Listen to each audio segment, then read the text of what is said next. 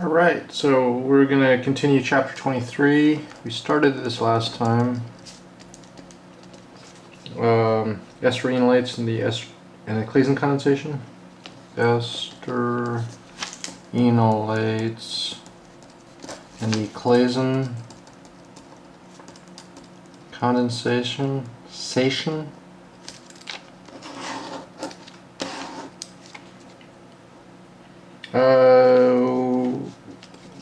We started talking about the Claisen. We'll see lots of examples of it.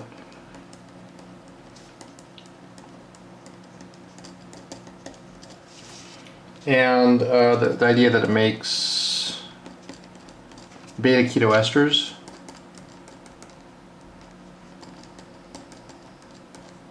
It makes beta keto esters, and as opposed to like an aldol reaction, which makes alpha beta unsaturated ketones and aldehydes. Remember that?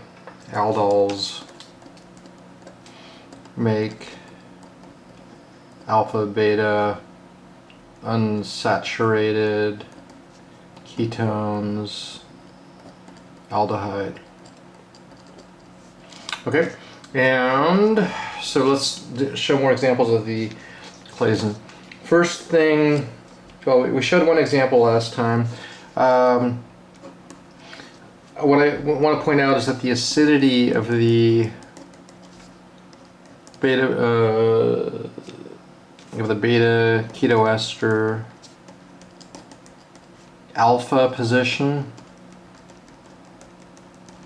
the acidity of the the beta keto ester alpha position drives the equilibrium. So that's an important point, and it's an idea that we sort of showed before. Like if I have A going to F, for example, in a mechanism, and I might have an equilibrium to B, an equilibrium to C, an equilibrium to D, etc.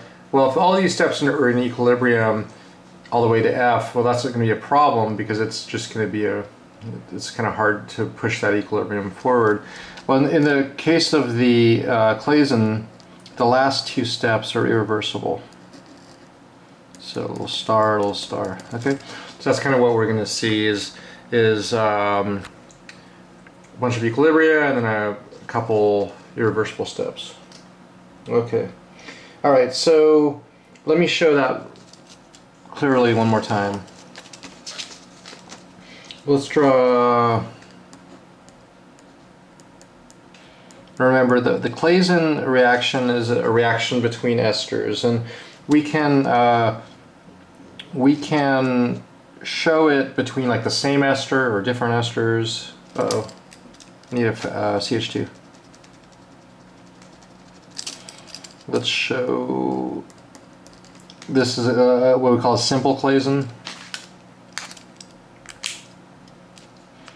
The last one we did last time was a simple Claisen also. And we're going to react it with itself. That's why we call it simple.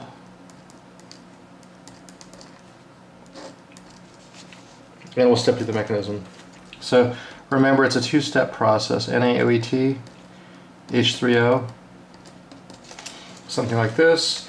And the product is going to be a beta keto ester. These are the same component. So it's going to kind of look like the starting material. It's going to look like the starting material, but it's a beta keto ester.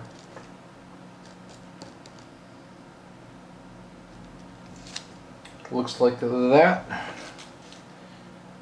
Yep. Okay. And let's do the mechanism. So all these steps are in equilibrium, except the last two will not be in equilibrium. So first thing is base takes proton. B. Base takes proton and makes an ester enolate.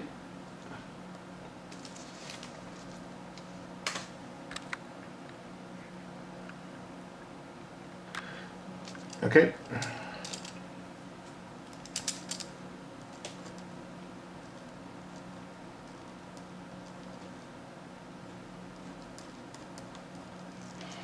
Got the ester enolate, and then it's going to react with another of the non-deprotonated materials. So it's like this side is going to be nucleophilic, this one's going to be electrophilic. So let's go attack the electrophilic one.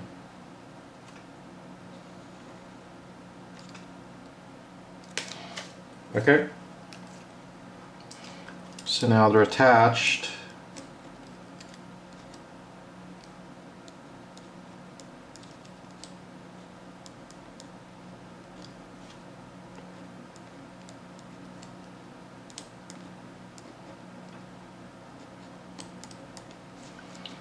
This is the Tetrahedral Intermediate.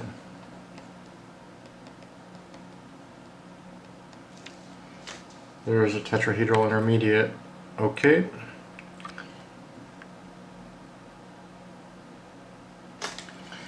And we just swing off and kick off the ethoxy.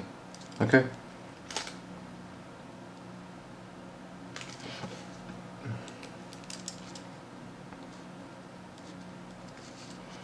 Okay.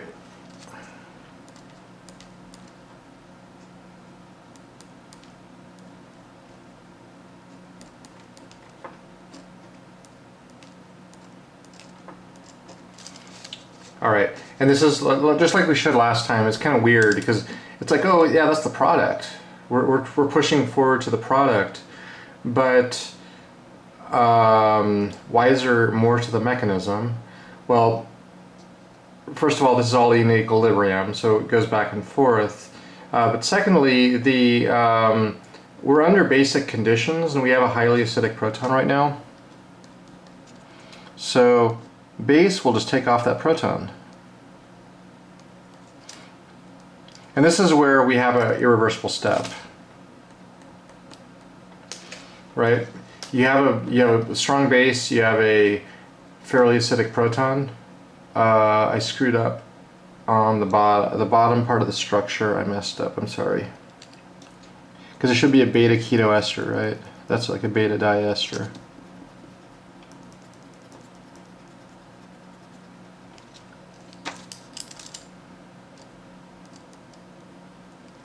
Okay, now it's a beta keto ester. And of course, looking at what we had, it makes sense that if a ketone forms, we have a CH2 phenyl out here. Well, anyway, we have a highly acidic proton, and so this takes the proton, re-enolizes on the ketone side. Whoops.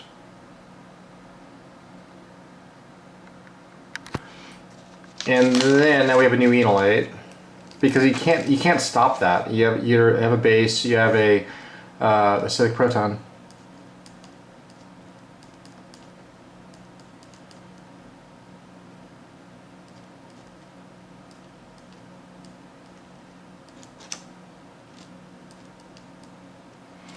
Now you have a ketone enolate, and then so that's like kind of the first irreversible step.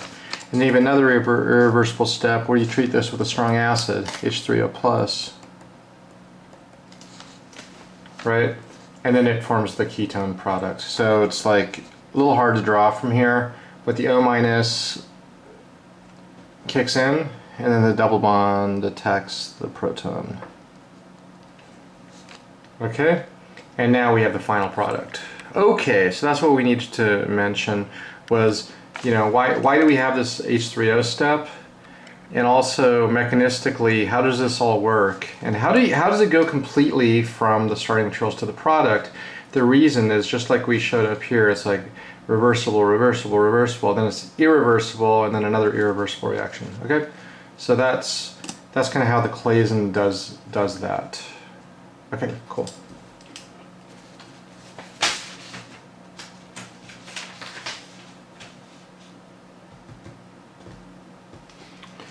One more point here that I'll mention.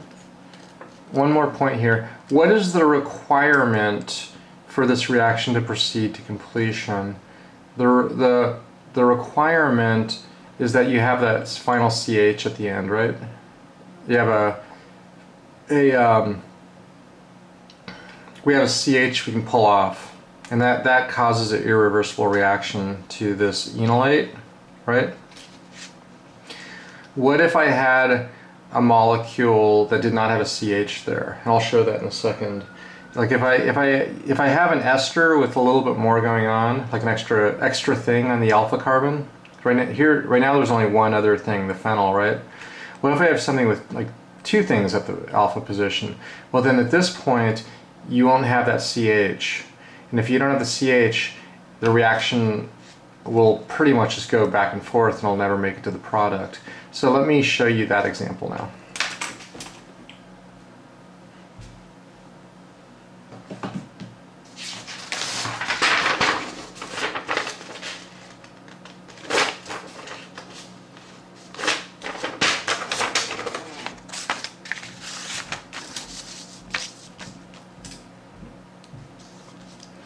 So here, only one alpha CH total from the beginning. Let's just show. Let me go back to the last example one more time and show that part of the reason this Claisen worked is because we actually have two alpha CHs, right? There's one I'm drawing and then there's another one. So the point is, you need two of them, one to be taken off here and one to be taken off there. If you don't have two, it's not going to be a good Claisen. Okay, so let's look at the case where when we only have one alpha CH. One alpha CH. If we have one alpha CH, then we have a problem.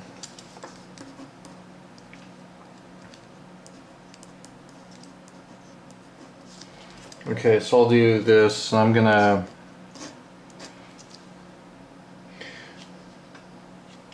what we're going to see, we'll just treat it with sodium methoxide. What we're going to see is that you will make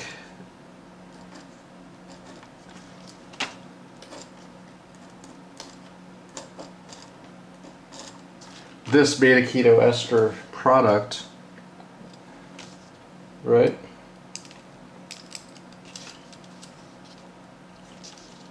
And then we kind of maybe have a, more, what we usually have is then a follow-up reaction where we take off an alpha proton, right?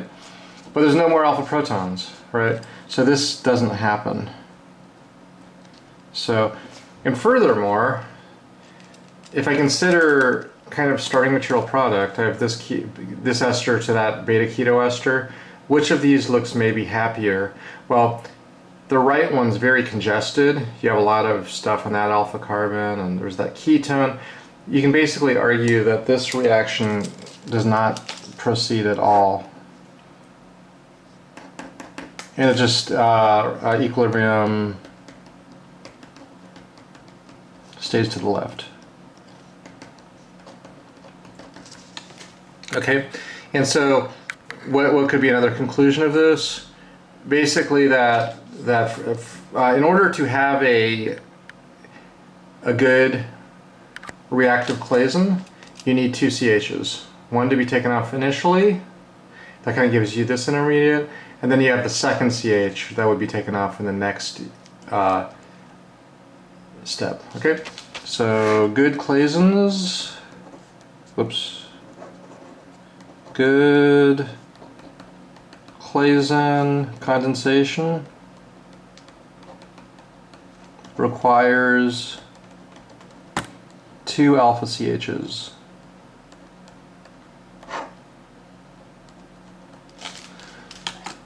Good Claisen condensations require two X, there's that X there, alpha CHs, okay?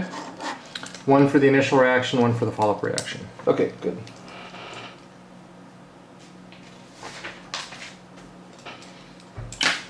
All right, so next.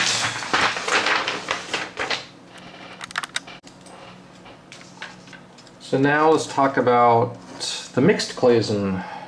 Mixed Claisen reaction. Which is kind of like we saw in the aldol, because we had a mixed aldol also. And the idea is using two different esters. Two different esters.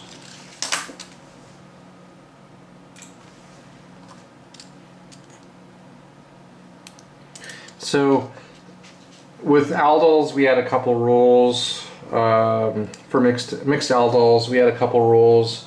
For the Claisen, I think we have only one rule.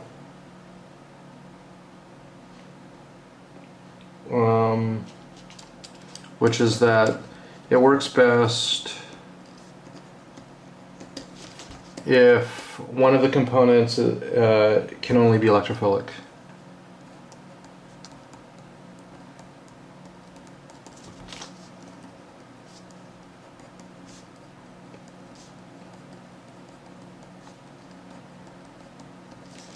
Works best if one of the components can only be electrophilic. And by only be electrophilic, we mean only, no alpha CHs.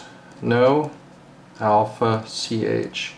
Because by having no alpha CH, it can't be a nucleophile, right? Because in order to be a nucleophile, one of the components would need, for a component to be nucleophilic, it needs an alpha CH. So no alpha CH, it's not nucleophilic, it can only be electrophilic. So let's just show an example.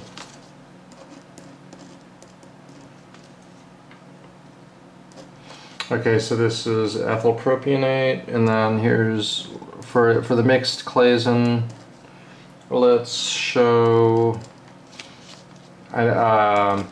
this ester, and now this can be the nuke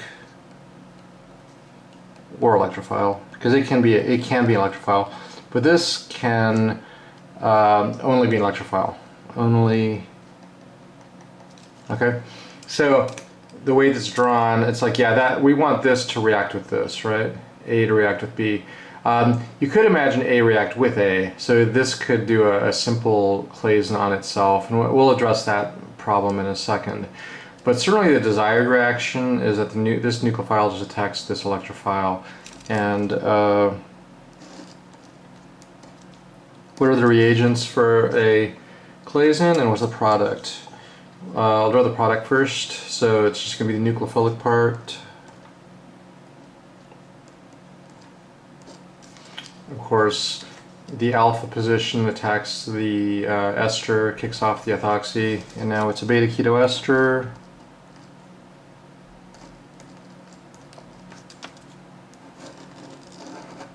Okay, and what are the reagents? Just strong base and acid. So NaOET first, step 2 H3O.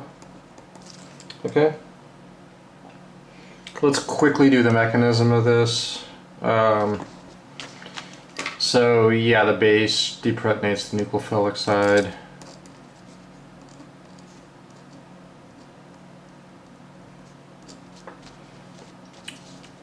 And you get ester enolate. Remember, we call these ester enolates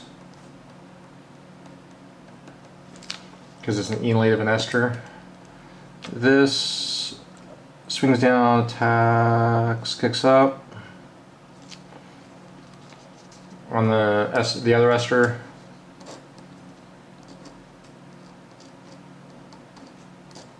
Okay, now we have an O minus and a OET. And a phenyl. What's the name of that intermediate? It looks tetrahedral, so it's a tetrahedral intermediate. Remember, this whole process is NAS, nucleophilic acyl substitution. Nucleophilic acyl substitution. Okay, so yeah, O minus kicks off the ethoxy. Now you have the beta keto ester.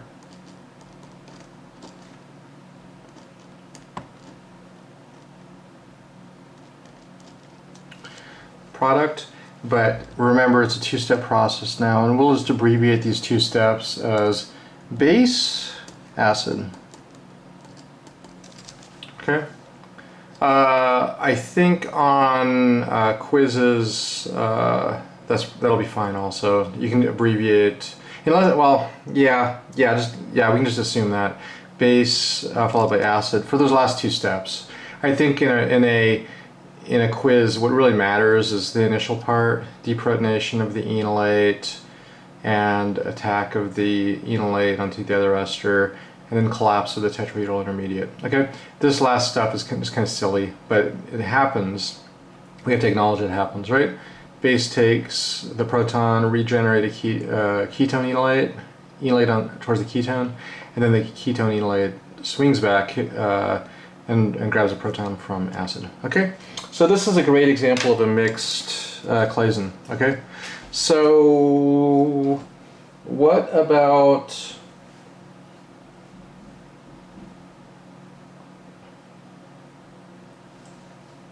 what were the tricks to avoid? Because this goes back to aldol a little bit.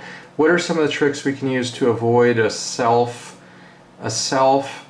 aldol of the nucleophile? Because the nucleophile could just react with another copy of itself, right? What are the tricks to avoid the nuke, the left part, doing the self-Claisen reaction? What are some of the tricks? Well, one of the tricks we learned when we learned about the aldol, well, first trick I'm just going to say, this is a trick, but this is a trick just to kind of eliminate this being a nucleophile. This can't be a nucleophile because it can only be an electrophile. But the tricks to avoid the nucleophile doing a self-Claisen, it's really going to be two of them. One is add the nucleophile slowly. Add nuke slowly. Remember that trick? The add the nucleophile slowly. What effect does that have? You think about doing this reaction, you know, I have this stuff and I have that stuff and I'm cooking them and causing the product, you know, the first step happens and it gets to the here, and then the base takes the proton, and then you add the acid as a second step, right? But what's the effect of adding the nucleophile slowly? What's the effect of adding the nucleophile slowly? Well, the effect of that is that this will always be in minor concentration. There won't be very much of it, right? There's very little of it, and there's a bunch of this around. Then who's it going to react with? Is it going to react with itself, which is there's very little of it around? Or is it going to just react with the electrophile? It's probably going to react with the electrophile, right? That's the trick of adding the nucleophile slowly. Okay? Okay, this is the tricks to avoid nucleophile doing self-Claisen. Okay, so one trick is add nucleophile slowly. The other trick is add extra or excess electrophile. Okay, so by having more electrophile around, it's more, when it forms the enolate, is more likely to react with the electrophile. So you just have some extra electrophile around. So those are some of the tricks to doing a really good mixed Claisen reaction. Okay? Great, so that's the mixed Claisen.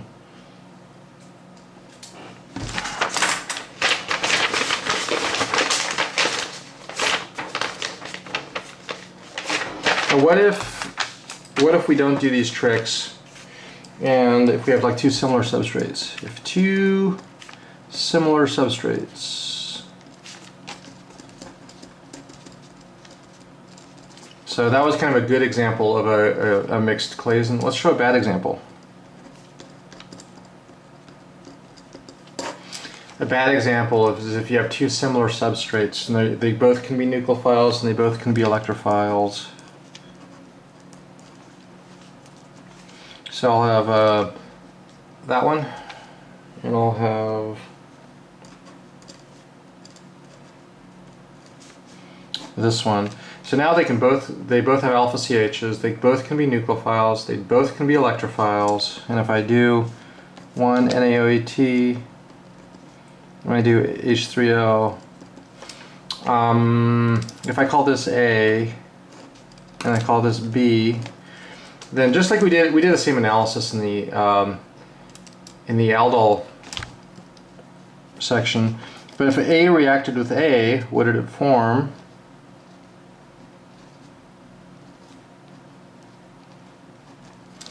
that molecule, right?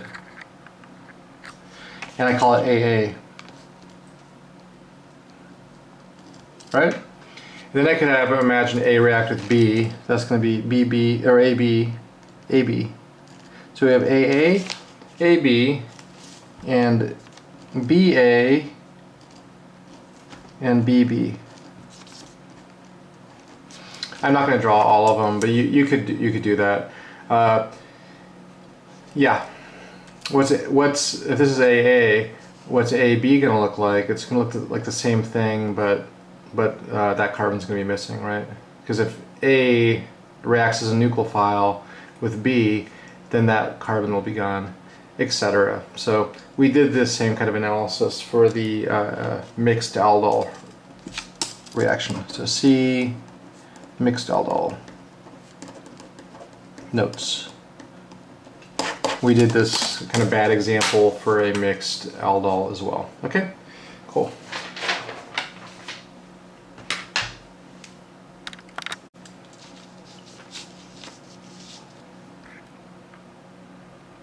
All right, so next, number 3.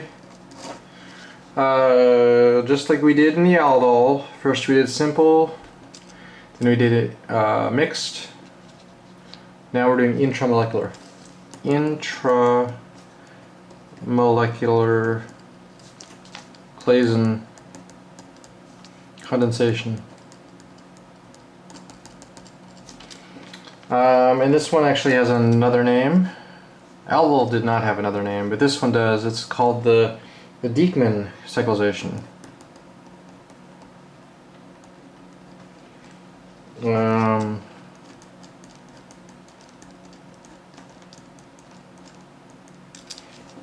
I think it's 2 N's. Diekmann Cyclization. Okay, so given that it has another name, it doesn't make it any more complicated. It's actually a really simple reaction. So let's just show it.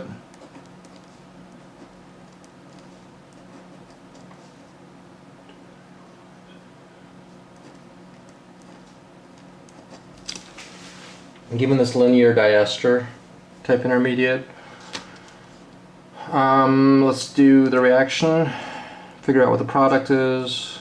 What are the reagents for Claisen? It's the same as any other Claisen. It's base followed by acid. And usually the base, like if we have ethyl esters, then we use the ethyl minus. It'll be essentially that's going to be our base. So NaOET. What if our esters are methyls? If we're using methyl esters on our substrate, then you probably use NaOMe, right? You kind of pick the base that matches the ester type. What would be the consequence if I actually used NaOMe for my base? It might turn my product into some ethyls and some methyls, because the base can actually change the ester, right? If I'm using NaOMe, that can actually turn my ethyl esters into methyl esters. And even more annoying, it actually probably may give you a mixture. So you get a final product mixture that might be methyl esters and ethyl esters. Anyway, so that's kind of why we use ethyl esters here. Okay, so what's our second step? It's always acid, H3O. Okay, and let's number,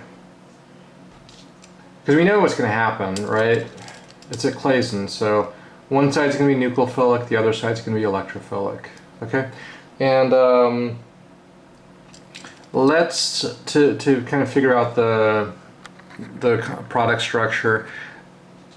All these intramolecular reactions and maybe aldol reactions also, we like to number things. So I'm going to number this 1, 2, 3, 4, 5, 6, 7. Okay, and so what size ring are we going to form here? Because it's going to form a ring. You might think, oh, it's going to make a 7-member ring, right? 7 carbons, 7 members, but that's wrong. Because why? It's not like carbon 1's attacking carbon 7. It's actually carbon 2 is attacking carbon 7, right? The alpha ester carbon of this side is attacking the carbonyl of this side. So it's the ring size is going to be 1, 2, 3, 4, 5, 6. Okay, so it's a 7-carbon diester chain, ignoring the ethyls, but as carbon 2 attacks carbon 7, and that makes the 6-member ring. Okay, let's try the mechanism. Base takes carbon 2, CH number 2.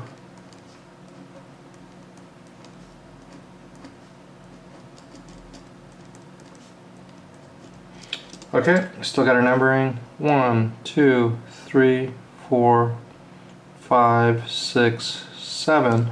So now you can imagine carbon 2 is going to attack carbon 7, right? Carbon 2, the alpha nucleophilic carbon from the left, is going to attack carbon 7. So what the mechanism is, the enolate swings down and then essentially carbon 2 is attacking carbon number 7, electrons go up, and then, okay, and then we got our tetrahedral intermediate. How should we draw this? This is not always obvious. It kind of depends on how you want to draw it. Maybe I'll start with carbon 1 looking exactly the same. Okay. Okay, so yeah, it's going to form a ring between carbon 2 and 7. So we can draw this kind of however we want. We can either wrap one way or the other. So I'm going to decide to wrap 2, 3, 4, 5, 6, 7 down to the right. So the size of the ring, though, is 6. We can start with that, right? And maybe I'll say this is number 1, this is 2, this is 3, 4, 5, 6, and number 7 is right there, right? If 2 attacks 7. So what are the things that are missing? I got carbon 1's all set up. Looks like 2 is attached to 7, so we made the bond between 2 and 7. What is missing? On 7 there's a what and a what? Look back, you know, what should be on 7? An O minus and an OET and an O ethyl.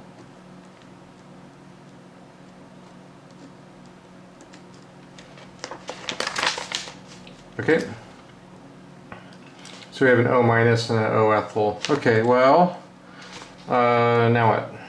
Now it just kicks it off. So this is the tetrahedral intermediate.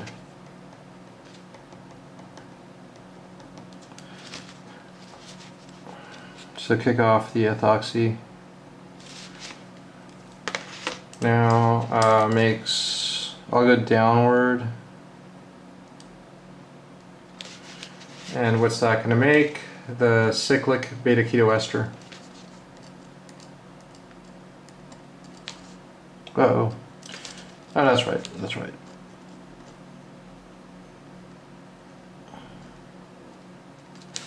There's our cyclic beta keto ester. And then now we have our 2 irreversible steps. Base takes the acidic alpha proton, and acid reprotonates. And now the final product looks exactly like what this is.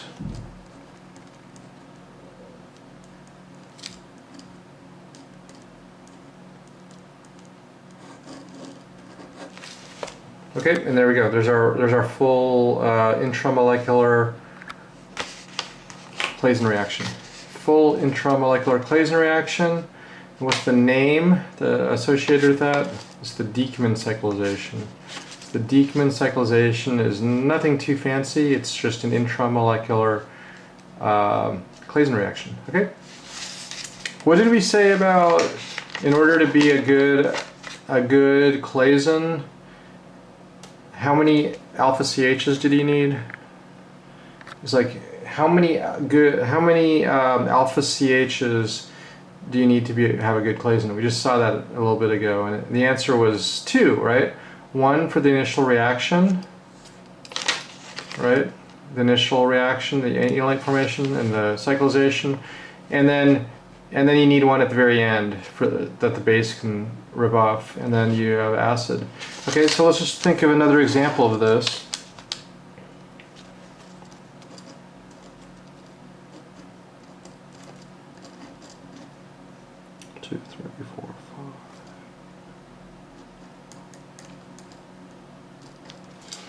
Okay, but let's add a methyl here. Okay, and so this can actually form two products. And let's a number again. 1, 2, 3, 4, 5, 6, 7, right? There's kind of like two possible pathways. One where carbon 2 attacks carbon 7.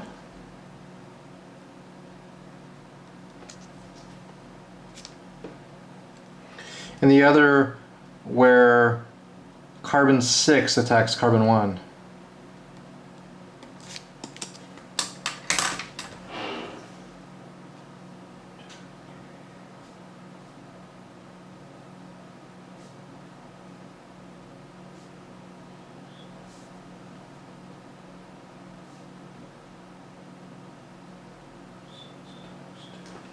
Okay, and which is going to be favorable? 2 attacks 7, and are the ring sizes the same also? Yeah, it's the same. It's going to make a 6-member ring either way.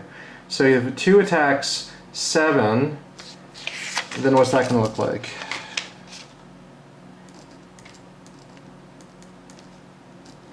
Six-member ring, right? If 2 attacks 7, and I'm going to count downward again the same way we did. I'm just drawing the product here. 2 attacks 7, then this is 1, 2, 3, 4, 5, 6, and 7. And 7 has a ketone in the end. And what else is missing? A something on atom something, right? There's my 2. 2 is right there. I have 1 and 2 and 3 and 4 and 5 and 6. What's missing? It's a methyl on 6, right? Okay. And remember, for a Claisen to work, it's like you need that extra CH so it can be taken off and reprotonated. Okay. And what if 6 attacks 1? If 6 attacks 1. We could draw it kind of the opposite direction.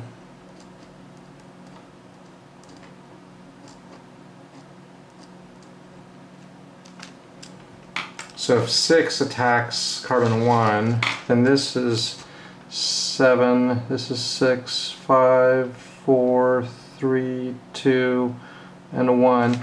And where's the ketone? Well, carbon 1 was an ester, now it becomes a ketone. Okay, and I'm missing something. On carbon 6 is a methyl, right? Okay, so let's look at this whole thing. And one of these works and one of them doesn't. Or you could say, like, when this reacts, it's not like it forms both of these. One of them is totally favored, the other is totally disfavored. And the one that's disfavored is the one with something at the alpha proton. So 6 is disfavored. And this is 7. Sorry, 2 to 7, the top one, that's a favored reaction. This is the only product that's formed, star. Okay, only the top one's formed because it has an extra alpha proton that can be removed, and that's kind of what that's the trick that we provided earlier, right? We mentioned how in order for a Claisen to work properly, you need a CH, an alpha CH that can be removed, and that drives the equilibrium to completion. So this other guy is not formed because it's got an extra CH3 on carbon 6. Okay?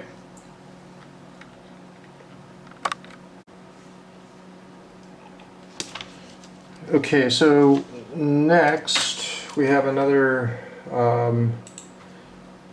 reaction. It's kind of a twist on the Claisen. It's kind of halfway to the aldol, so it's like almost a hybrid between an aldol and a Claisen. So this is going to be, has a name. It's called a ketone mixed Claisen reaction. A ketone mixed Claisen reaction. And what are the products of a Claisen normally? Normally a Claisen makes a what? A beta ketoester, right? A beta ketoester. And what's the product of an aldol? Product of an aldol, which you learned chapters ago, was an alpha-beta unsaturated ketone, right? So this one, the ketone mix Claisen, creates almost like a third different product, which is called creates a different product, which is a beta diketone. What do you think a beta diketone is? Well, it's two ketones that are beta to each other. So carbonyl or ketone, CH2 ketone, or something like that. Okay, this is a pretty simple extension of the Claisen. So all we're going to do as an example is a ketone, acetone, reacting with an ester. Okay, and we are going to do NaOET. Just like always, we have to add this acid step, H3O plus, okay? So both of these look like potential nucleophiles, right? Ketone has alpha CHs and can be nucleophilic. The ester has alpha CHs, it can be nucleophilic. So what's going to happen? Is one of these more nucleophilic than the other? And the answer is yes. And we know this by the pKa's, right? pKa of a ketone is about 20.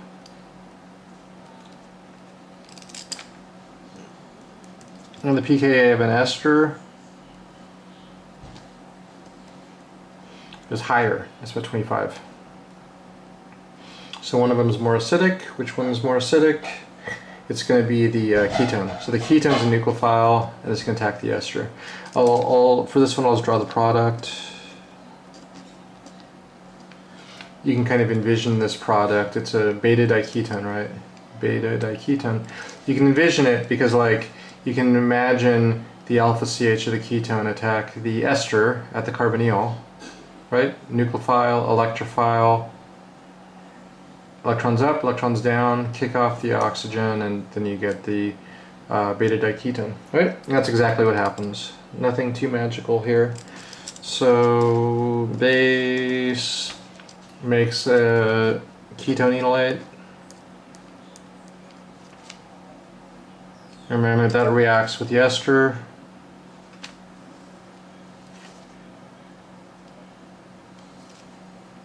So the ketone enolate attacks the ester, makes a tetrahedral intermediate.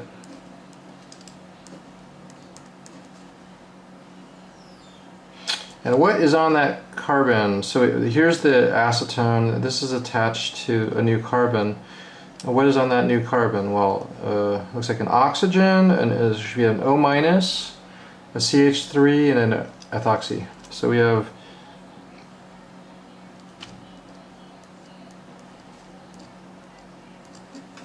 like that. There's a tetrahedral intermediate. Okay, and then just swing down, kick off, and that's not that bad. Nice simple mechanism, right?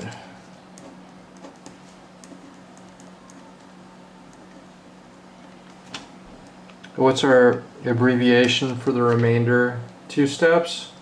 Because now you have a high pKa proton, a low pKa proton. It's 9.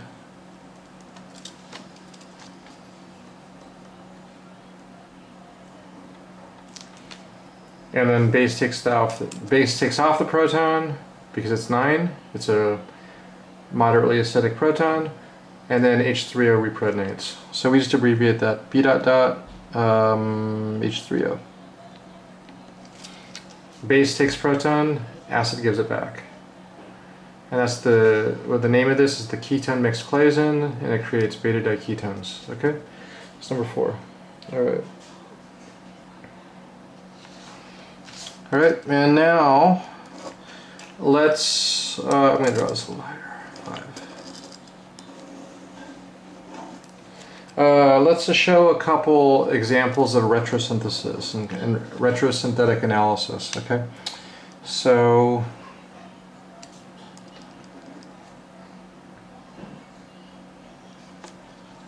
retrosynthesis of Claisen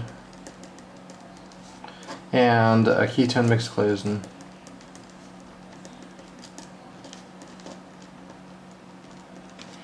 Retrosynthesis of Claisen and ketone mixed Claisens. What are the products of these two?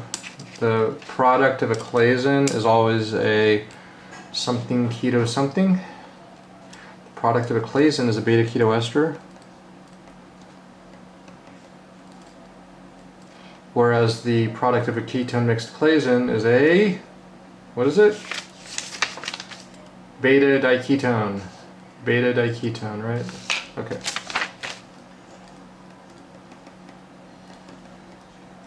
Okay, so let's just show a couple examples of kind of how you might do a retrosynthetic analysis. I think these are a homework problem too, and I just don't have the problem number handy. Okay, so we look at this and we're like, I don't know, that looks like a what? A beta keto ester or a beta diketone? Ah, it looks like a beta keto ester, right? We're going to use the retrosynthesis arrow, which are the little arrow like that, which just basically means an arrow going backwards, a reaction arrow going backwards. Where's the squiggly line here? And we may actually number 1, 2, 3, 4, 5, 6. So that's one numbering system you could imagine, and kind of from the double bond O all the way around onto the other one. Well, where's the squiggly line between which two atoms? Because it looks like if it also looks like being a beta keto ester, is this a Claisen or a ketone mixed Claisen? It's probably a Claisen, right? It's actually not just a it's an intramolecular Claisen. Intramolecular, because the product's cyclic. Intramolecular Claisen, which actually had another name, it's the Diekmann, right? Diekmann. Okay, where's the bond that's being formed in this Diekmann? It's between 1 and 5, because it's from the alpha carbon of one ester, which is carbon 5, which is alpha to 6, and it reacts with another ester. And right now you can't see the two esters because we're still working on that. But you can imagine carbon 1 will have an ester on it. So let's just draw a little squiggly, squiggly, squiggly, squiggly, squiggly. There's going to be a squiggly between 1 and 5, and now you can see, you can envision the product. How many carbons total? If we ignore the ethoxys, it looks like it's going to be 6 carbons total. It's going to be 1, 2, 3, 4, 5, and 6. So you could draw that like, there's number 1, 2, 3, 4, 5.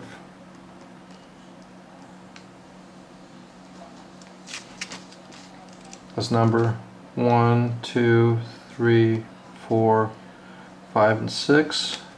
Now you can envision like how this might all work.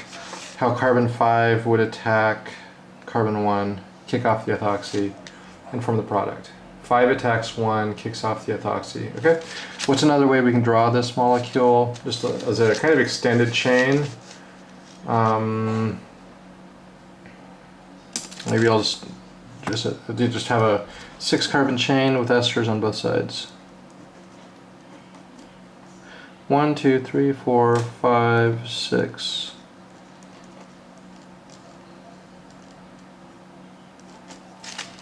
Okay, where this will be 1, 2, 3, 4, 5, and 6. Okay, now we can see that how 5 attacks 1, right?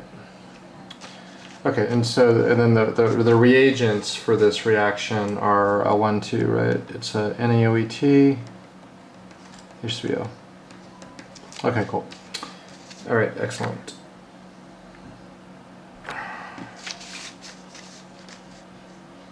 Cool, let's show one more. I'll sneak it on the page down here on the bottom here. Let's draw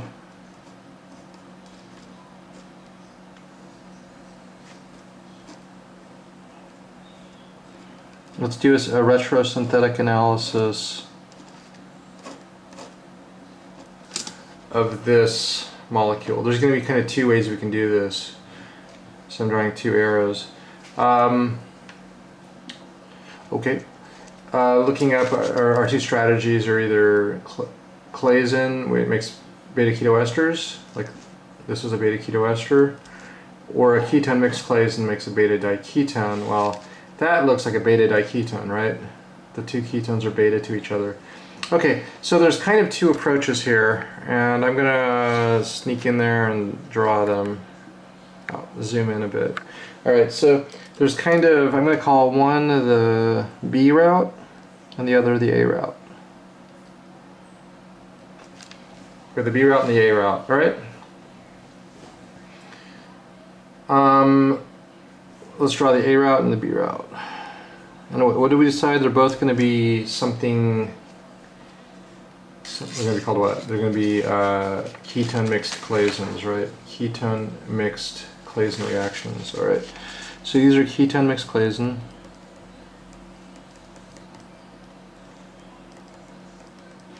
What are the starting materials of a ketone mixed Claisen? A ketone and an ester, right? A ketone and an ester. Now, if I look at A is actually pretty easy to see. I can just imagine. Let's get my stickies out. If I disconnect A, I can kind of just imagine. Well, that's my ketone, right? Cyclopentanone, right? Cyclopentanone. And what's my ester going to be? Maybe it'll be the ester of that, like an ethyl ester of that fragment. Ethyl ester fragment of that, okay? So I can just envision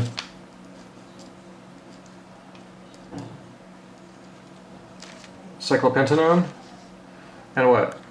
For A. Then it's just the other fragment, maybe with an ethyl ester.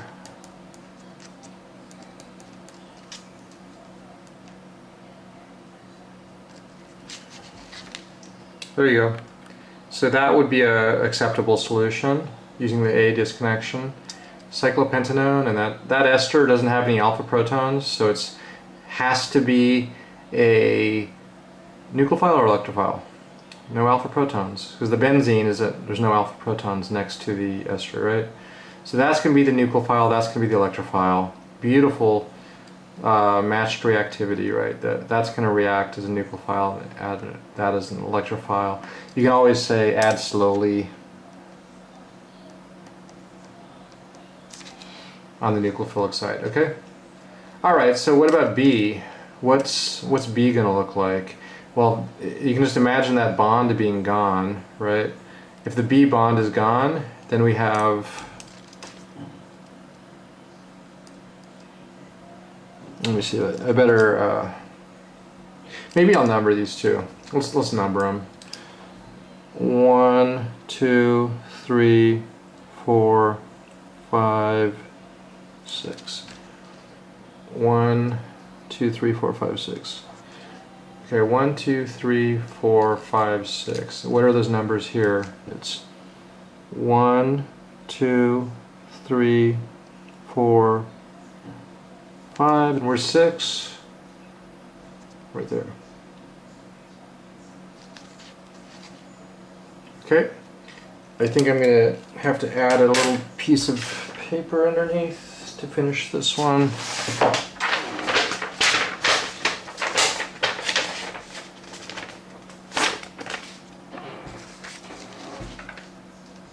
Okay, so I'm going to draw the solution to B now. Okay. So if we're making the B bond, it's carbon 5 is going to attack carbon 1. All we have to do is envision that bond missing, the 5-1 bond missing. So for the B solution, it's just going to be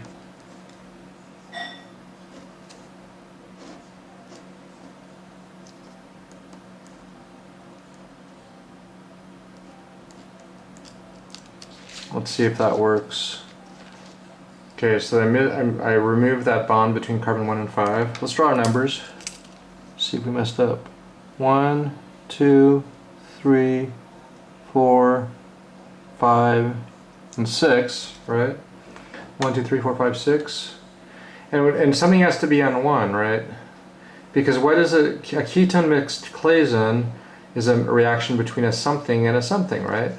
Here it was a ketone, the top A solution was a ketone reacting with an ester. Well, now it has to be maybe a ketone, which is carbon 5, but the on this ketone being on carbon 6, attached with an ester on carbon 1.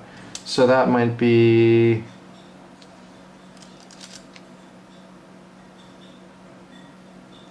like an ester like that. And now we can imagine carbon 5 attacks carbon 1 and sort of, you know, and then electrons up, down, off. And so carbon 5 attacks carbon 1, and there you go. Cool. And so maybe I can redraw this nicer.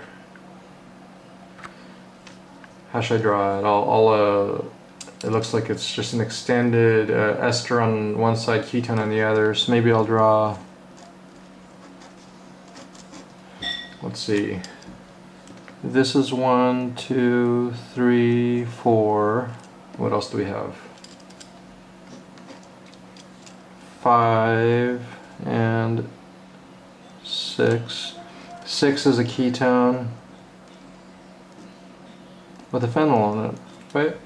And it looks like, you know, if I was doing this mechanism, well, I'd have to draw out the enolates and stuff, but clearly 5 is attacking 1, so. And this is a synthesis problem anyway, so the mechanism's not really our goal. We're just trying to figure out a strategy. What size ring is this? 1, 2, 3, 4, 5. Yeah, so that is kind of a full analysis of.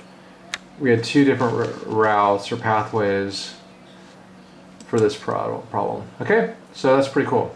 We have the A route and the B route, and the A route is intermolecular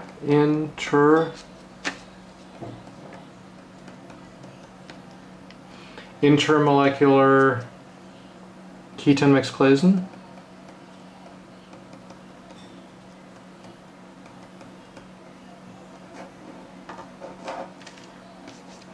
And what's the B route? Intermolecular, and this is intramolecular ketone mixed Claisen. Intramolecular ketone mixed Claisen. Intermolecular, intramolecular. Okay, so that was a cool little synthesis example. The top one, of course, just looking at that again, that's an intramolecular normal Claisen with the product being a beta keto ester. But when you're making a beta diketone, you always use the ketone mixed Claisen. Cool. So that was a great synthesis example.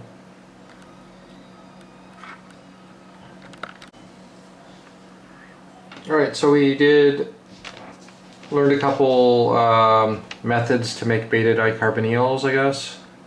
We learned how to make beta keto esters with the Claisen. We learned about the beta diketone from the ketone mixed Claisen.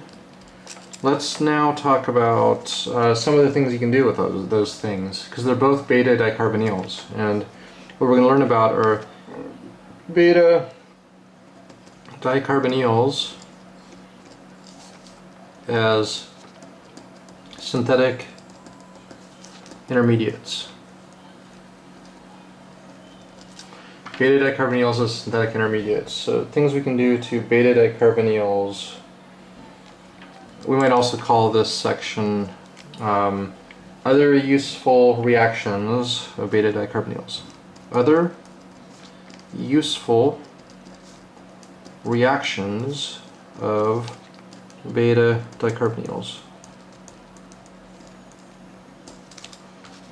Other useful reactions of beta dicarbonyls. Okay, so the first thing is pretty obvious. Beta dicarbonyls are nucleophilic, because you have a CH in between those two beta dicarbonyls, and it's really acidic. It's very easy to attach stuff. So let's show that. So if I have a beta keto ester, I could of course make that really easy from a Claisen reaction, right? I could just wipe off that bond right there. I'm not going to show it, but yeah, this could be made from, I'll just draw the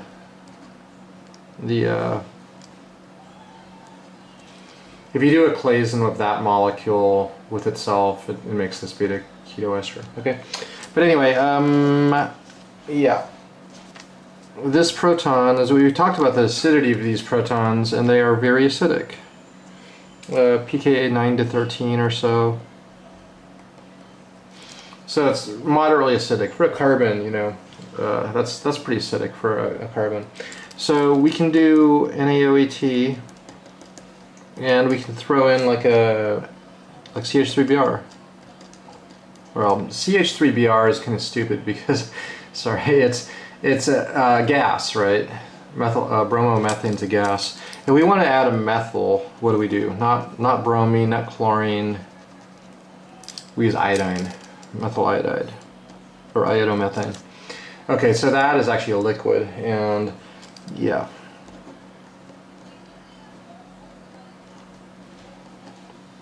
Okay, so we attach a methyl very easily. How does that work? Of course, base takes off the proton. The enolate always goes towards the ketone. That's not a huge important deal. If you would enolize towards the ester, I wouldn't really care. Anyway, we rip off the proton.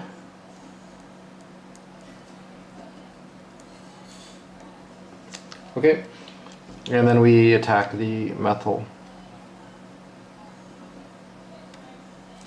So that's just basically a simple SN2 reaction. Okay, well, we could do it again.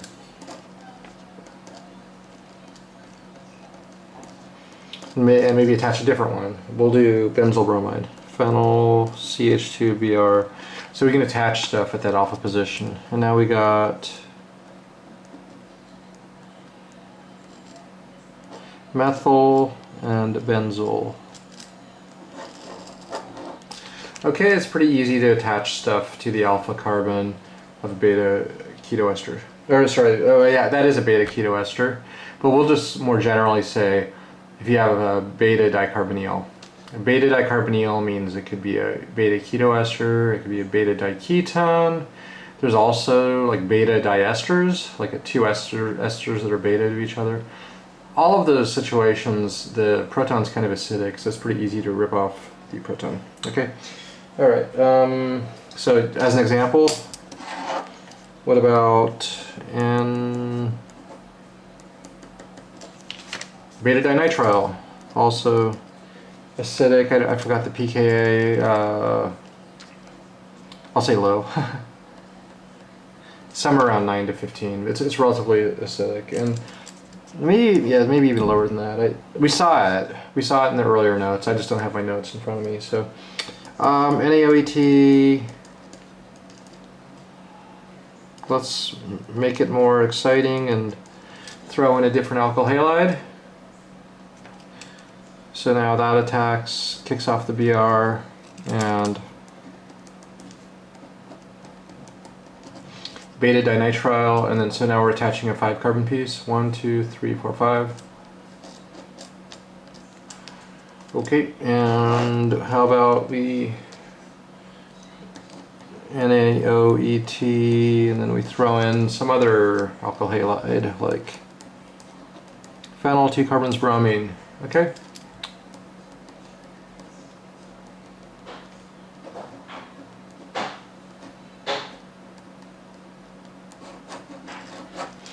Yeah, so we can do that stuff really easily. What you might remember, because we've done this kind of stuff before we've done this before with like ketones, right? So if you just have a normal ketone, like a plain old ketone, so if we have like this kind of ketone, we'll say that's a normal ketone. That proton's not acidic. It's like 20. It's very non-acidic. And when you have a normal ketone, which base do you use? You need to use a super base, like LDA. So if we had a ketone, you'd actually have to do this as LDA. And so if I want to take cyclohexanone and attach something, right? That is not a beta keto ester or a beta dicarbonyl. Now you need to use a really strong base like LDA. Right? That we learned that a long time ago, chapter 18 or something like that. That you need a super base. The other thing we learned was that this actually has side reactions where the alkyl halide goes on one or both sides, and we actually used the enamine method. I'm just going to write that down. Enamine method better.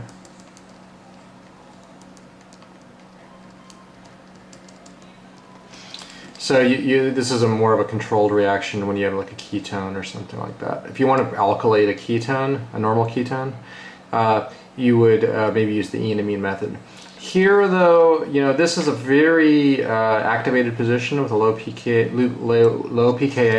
You can use a really weak base like NaOET. Relatively speaking, that's very weak compared to LDA, right? And yeah, so this is a very easy, straightforward reaction. Just like this was a very easy, straightforward reaction. Attach one thing, attach a second thing. Okay, cool. So, great.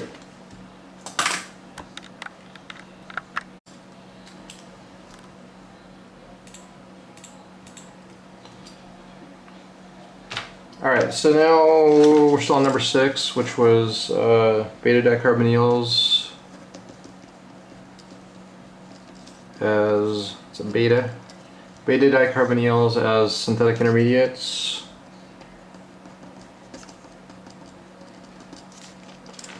And we're gonna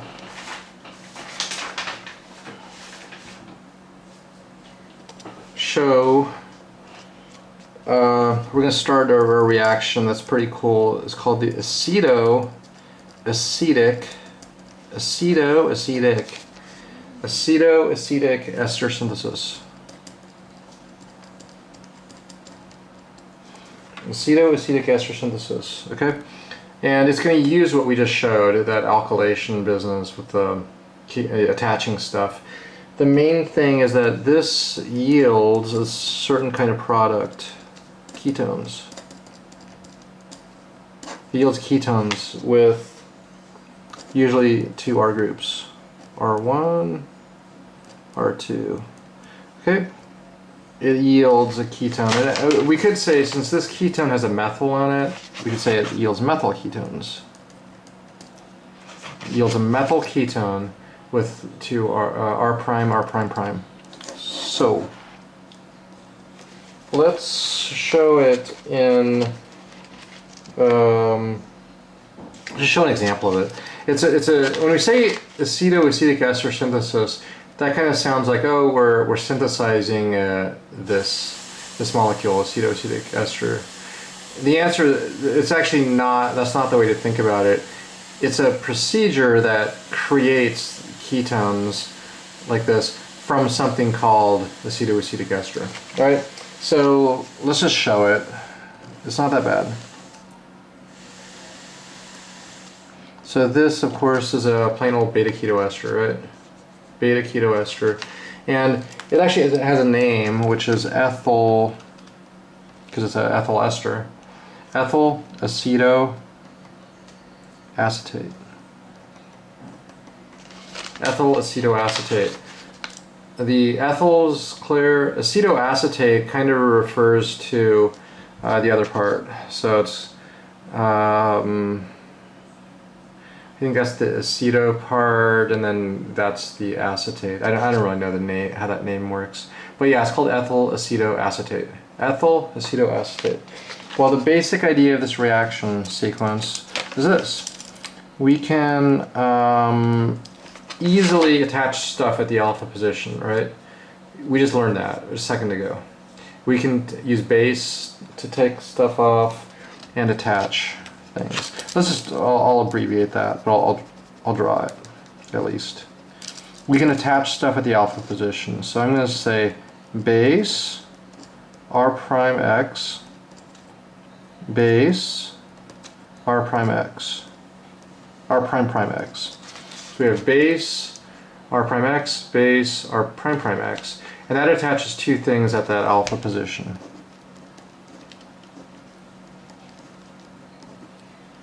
R prime and R prime prime. Okay, and what happens next, we cook this with acid water. We cook it with acid water, which only has the effect of, initially, of hydrolyzing the ester. So this is, we cook it. Okay, so we're going to cook it with acid water. And remember what it's called when you make an ester with acid? You make an ester with acid. It's called the Fischer esterification. It's a way to make esters. Well, this is the opposite. It's called the reverse Fischer, right? Reverse.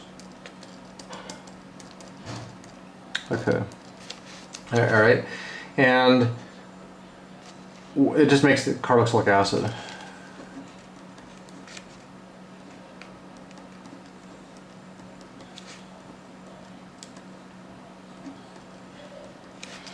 Okay. And so that is an easy mechanism. That you know that. We will review it. But as of now, just, you know, if you want to practice that mechanism, it's just going from an ester, treatment with acid water, makes a carboxylic acid. What's weird is that this is a unstable intermediate and it actually falls apart to lose CO2. That you've never seen before. So, and let me just draw the product.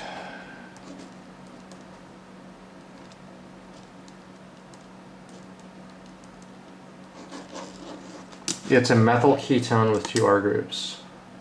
R prime, R prime prime. And you see that, that's what I said up here. It makes ketones. It makes methyl ketones with two R groups.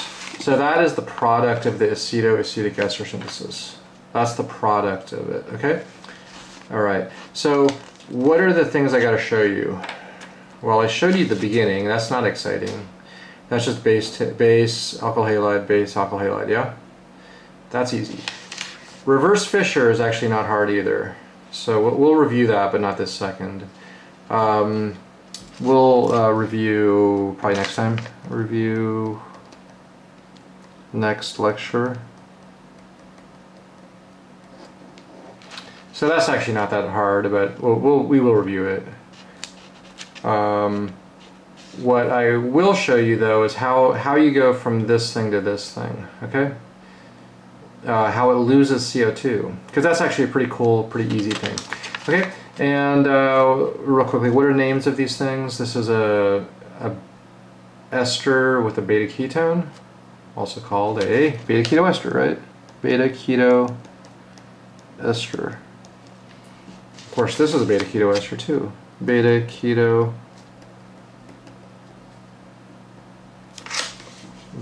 ester, beta keto ester. What's this though? It's not a beta keto ester. It looks like maybe something else with a beta ketone. Something else with a beta ketone, right? Ah, it's a carboxylic acid. So I call these beta keto acid. It's a beta keto acid. We go from a beta keto ester, we do reverse Fischer esterification, or you could say acid catalyzed ester hydrolysis. Acid catalyzed ester hydrolysis that cleaves the ester and leaves you with a beta keto acid, right? With two R groups, you still got your two R groups. And this loses CO2. We're going to call that decarboxylation. Decarboxylation. It should be one word, one big word, decarboxylation. I just couldn't fit it. Decarboxylation, okay?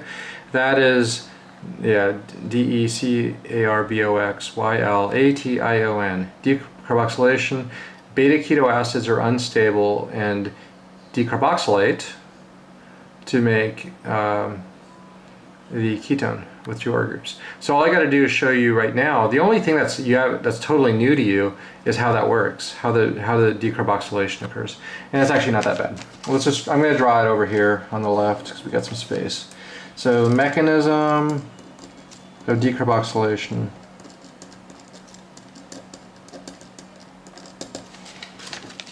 Mechanism of decarboxylation is not that bad. So assuming we have a beta keto ester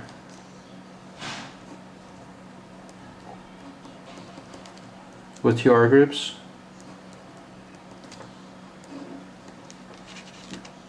and with R prime, this loses CO2. It's usually, there's maybe some heat that causes this, lose CO2. Question is, how does this mechanism occur? How does CO2 get generated? And I'll do the mechanism. The first thing I do is I just redraw the beta keto acid in a format that gets me ready for the mechanism. So the first step, all I do is I rotate the carboxylic acid. I just rotate the bond. So now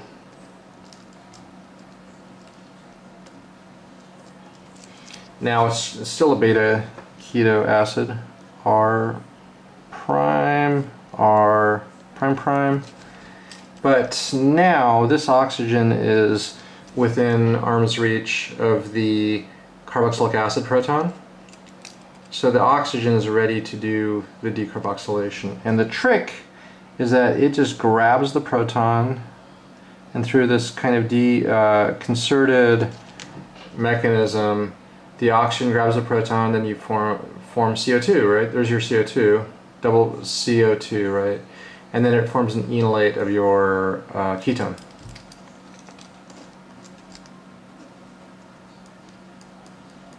Not an enolate. It's what's similar to an enolate, but not quite an enolate. It's an enol, right? This is the enol. When is an enol an enolate? Is when it's negatively charged. So if this was at O minus, that'd be called enolate. Okay. Well, anyway, at this point, this is just tautomerism, or you can say PT. And so, of course, we learned that mechanism a long time ago. I'm okay with the abbreviation PT for it. You're essentially transferring a proton from like the OH to the CH, right? So the OH proton ends up on the alpha CH, right? Okay, and that's it. That's the whole acetoacetic ester synthesis. And so we're I think out of time now. So we'll review that and show some more examples and stuff. But the overall process, let's just step through the overall process again for the acetoacetic ester synthesis. Start with the beta keto ester, like ethyl acetoacetate. Good to just kind of memorize. Well, in your reviewing, you'll just see this over and over, but that is the starting material of the acetoacetic ester synthesis. Acetoacetic ester synthesis, that's the starting material. First you double alkylate usually, or you can even single alkylate, just attach 1 or 2 things. Now you have a alkylated beta keto ester. And then upon treatment with acid and maybe some heat, you do reverse Fischer esterification to the beta keto acid, and then that loses CO2 and you get your protonated ketone product. This just shows the mechanism of how that all works, how the decarboxylation works. We'll review the other mechanisms, the reverse Fischer, next time, okay? Actually, just one last thing in closing, because this will just get us ready for next time. This is a preview. Preview for next time. And this will just take a second. Because that's called the acetoacetic ester synthesis, right?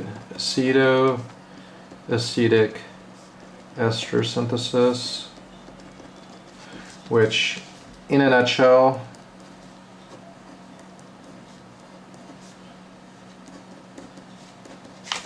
took this ester and then we attached stuff and decarboxylated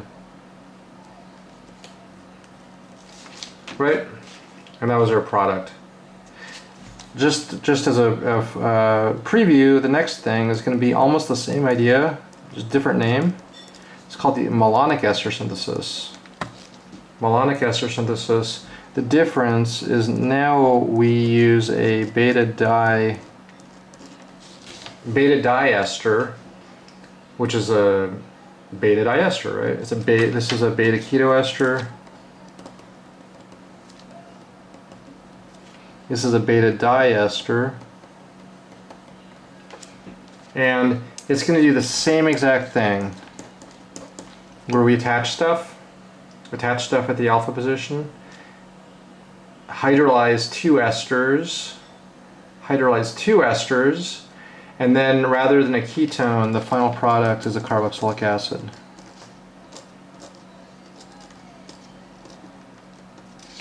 Okay. Yeah, it's good, but it's the same thing. It's just different starting material, and then you get a ketone, dialkylated methyl ketone. Here it's you start with a diester, and then in the end you get a carboxylic acid, like an acetic acid derivative, with two R groups. Okay, it's called the Malonic ester synthesis. Cool. Well, there we go. Next time I'll review the ester hydrolysis mechanism, and we'll see some more examples of both of these, and I'll step through the Malonic ester synthesis for you. Okay, so we're moving along. All right, see you. Have a good weekend.